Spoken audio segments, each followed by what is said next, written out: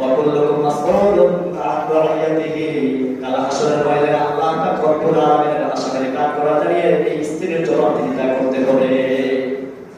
তখন তারপরে আমরা একটু উপর দিকে যাই। কুল্লুকুম রাঈন ওয়া কুল্লুকুম মাসউলুন আন রাইয়াতিহি।